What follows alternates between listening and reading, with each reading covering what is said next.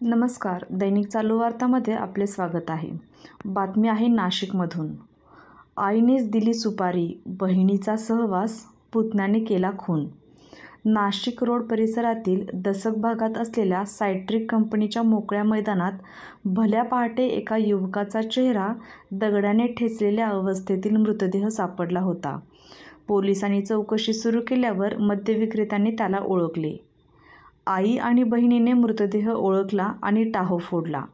बहिणीच्या फिर्यादीवरून अज्ञातांविरोधात नाशिक रोड पोलिसात खुनाचा गुन्हा दाखल झाला. तत्कालीन वरिष्ठ पोलीस निरीक्षक पंढरीनाथ ढोकणे यांनी फिर्यादी बहिणीसह मृत मुलाच्या आईला अटक करीत 3 दिवसात गुन्ह्याची उकल केली होती. मार्च 2017 मधील घटना. सायट्रिक कंपनीच्या मोकळ्या मैदानात चेहरा ओळखू येऊ नये अशा रीतीने दगडाने ठेचलेल्या युवकाचा मृतदेह आढळून आला. युवकाच्या अंगावर बनियन आणि बरमुडा होता. पंचनामा करून मृतदेह शवविच्छेदनासाठी जिल्हा रुग्णालयात पाठवण्यात आला. तत्कालीन पोलीस निरीक्षक पंढरीनाथ ढोकणे यांनी घटनास्थळी पोहोचून पाहणी केली. मयत युवकाने अतिप्रमाणात मद्यसेवन केले होते. मद्याच्या नशेतच त्याचा गेम करण्यात आला असा प्राथमिक अंदाज पोलिसांचा होता. ओळख पटत नव्हती.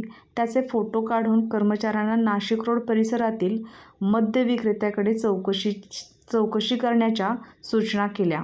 काही तासांमध्येच एका मद्य विक्रेत्याने त्याला ओळखले. आदल्या रात्री मयत आणि त्याच्या समवेत आणखी 3-4 जणांनी मद्य खरेदी केल्याचे सांगितले. तसेच तो नाशिक रोडच्या पवारवाडी परिसरातील असल्याचे सांगितले. पोलीस निरीक्षक ढोकणे यांनी तत्कालीन सहाय्यक निरीक्षक मंगेश मस्कर यांना गुन्ह्याचा तपास सोपवून त्यांना पवारवाडीत मृत युवकांच्या कुटुंबाचा शोध घेण्यास रवाना केले. पोलिसांनी त्या परिसरात अनेकांना मृत युवकांचे फोटो दाखवल्यानंतर त्यावरून एका महिलेला मृत युवक ओळखीचा वाटला. त्यांना ओळख पटविण्यासाठी जिल्हा रुग्णालयात पाठवले असता तिने तो आपलाच मुलगा असल्याचे सांगितले. त्यावेळी मृत युवकाची आई आणि बहीण यांनी टाहो फोडला. त्यांची बहीण शोभा हिच्या फिर्यादीवरून नाशिक रोड परिसरात खुनाचा गुन्हा दाखल करण्यात आला.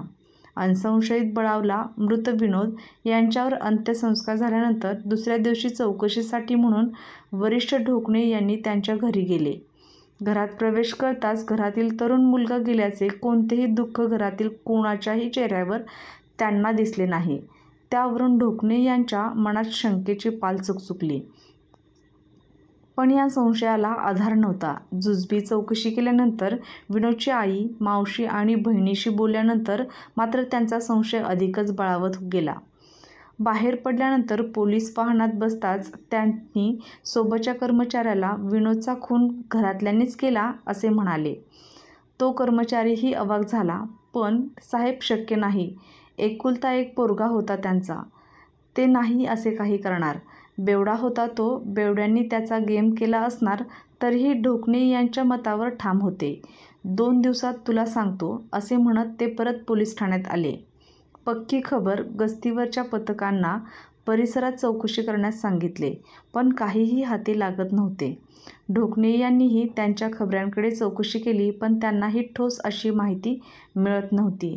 दरम्यान त्याच दिवशी एक राजकीय पदाधिकारी ढोकणे यांच्याकडे आले असता चहापाणी झाल्यानंतर ढोकणे यांनी विनोदच्या खुनाचा विषय काढला आणि तुमच्या परिसरात युवकाचा खून होतो आणि तुम्हाला काहीही माहिती नसते. तुमच्या कार्यकर्त्यांनाही काही माहीत नसते. नवल वाटते राव. त्यावर त्यांनी स्पष्ट सांगत, अहो साहेब, तुम्ही मागे एकाला अटक केली ना, त्याला विचारा. त्याला सारं काही माहीत आहे असे सांगत तो निघून गेला. ढोकणे यांनी सराईत गुन्हेगारांशी संपर्क साधला आणि पोलीस ठाण्यात यायला सांगितले. काही वेळातच तो आला आणि त्याने सगळे सांगितले. पोराला मारायची सुपारी. विनोद दारूच्या आहारी गेला होता. घरात त्याची शिक्षिका पत्नी आणि त्याच्या आईचे अजिबात पटत नव्हते. सासू-सुनेची भांडणे आणि त्यात हा बेरोजगार आणि बेवडा. या साऱ्याला वैतागून त्याची पत्नी माहेरी निघून गेली होती. तरीही विनोदचा घरात तमाशा सुरूच होता. त्याला वैतागून त्याच्या आईने सराईत गुन्हेगाराला बोलवून घेतले आणि पाहिजे तेवढे पैसे देते पण विनोदचे काहीतरी कर अशी सुपारी दिली होती. त्यानेही होकार दिला होता पण त्या विनोदची आपली काहीही दुश्मनी नाही, मग मारायचे कशाला, याच विचाराने तो टाळत होता. तर विनोदची आई त्याला सतत फोन करीत होती. वैतागून दिली सुपारी मयत विनोद बेरोजगार होता. त्यात त्याला दारूचे व्यसन जडले होते. त्याची पत्नी सिन्नर येथील शिक्षिका होती. तिच्या पैशावर तो मजा मारायचा. त्यावरून घरात सतत कटकट. सासू-सुनेचेही पटत नव्हते. अखेर ती घर सोडून माहेरी निघून गेली. विनोद दररोज दारू पिऊन आला की बहिणीला आणि आईला शिवीगाळ करत त्याच्याभोवती तमाशा घालायचा. त्यांच्या पत्नीला घेऊन या म्हणायचा. मद्याच्या नशामध्ये त्याच्यातच वासनाही संचरायची. आई आणि बहिणीसमोर तो नग्न व्हायचा आणि नको नको ते करू पाहायचा. सततच्या या त्रासाला कंटाळून त्याच्या आईने सराईत गुन्हेगाराला सुपारी दिली. पण बरेच दिवस होऊनही तो विनोदचा काटा काढत नाही. अखेर बहिणीचा मुलगा निलेश याला हाताशी धरले आणि कोणाकडून तरी विनोदचा काटा काढण्यास सांगितले. विनोदने काही गजांडी पोरांना हाताशी धरले आणि त्यांना विनोदला दारू पाजायला सांगितले. विनोदला भरपूर दारू पाजून सायट्रिक कंपनीच्या मोकळ्या मैदानात नेले. तो नशेत असतानाच त्याच्या डोक्यात दगड टाकून खून केला. चेहरा ओळखू येऊ नये म्हणून चेहराही ठेचला होता. पण पोलिसांनी गुन्ह्याची उकल करत निलेशसह तिघांना अटक केली. तसेच सुपारी दिल्याच्या गुन्ह्यात आई आणि बहिणीलाही अटक केली. या प्रकरणी वरिष्ठ निरीक्षक ढोकणे यांच्या मार्गदर्शनाखाली सहाय्यक निरीक्षक मंगेश मस्कर यांनी दोषारोपपत्र तयार करून जिल्हा न्यायालयात सादर केले अन खुनाची उकल केली. सराईत गुन्हेगाराने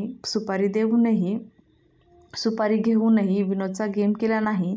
त्यामुळे त्याचा खून कोणी केला हा प्रश्न पोलिसांसमोर उभा राहिला होता. मद्यविक्रेत्यांकडून विनोद आणि त्यांच्याबरोबरच्या काही युवकांनी मद्य खरेदी केले होते. पोलिसांनी त्यांच्याकडे चौकशी केली असता त्याने वर्णन केल्याप्रमाणे युवक ढोकणे यांच्या नजरेत आला. विनोदचा मावस भाऊ निलेश याने खुनानंतर तिसऱ्या दिवशी विनोदच्या आईला नाशिक रोड परिसरातील खाजगी रुग्णालयात उपचारासाठी दाखल केले होते. तिच्याजवळ निलेश थांबलेला होता. ढोकणे मस्कर हे रुग्णालयात गेले. तब्येतीची चौकशी केल्यावर त्यांनी गोड बोलून निलेशला बाहेर आणले आणि गाडीत टाकून पोलीस ठाण्यात आले. ढोकणे यांनी थेट विषयाला हात घालताच त्याला विचारले, विनोदला का मारले? खरं सांगितले तर तुला माफीचा साक्षीदार केले जाईल. तू प्रत्यक्ष काहीही केले नाही. सराईत गुन्हेगाराने सुपारी घेऊनही काम केले नाही म्हणून तिने दुसऱ्या पोराकडून काम केले आहे. हे ऐकून निलेशला समजून चुकले की पोलिसांना सारं माहीत झालं आहे. त्याने सारी कहाणी सांगून टाकली आणि खुनाच्या गुन्ह्याची उकल झाली.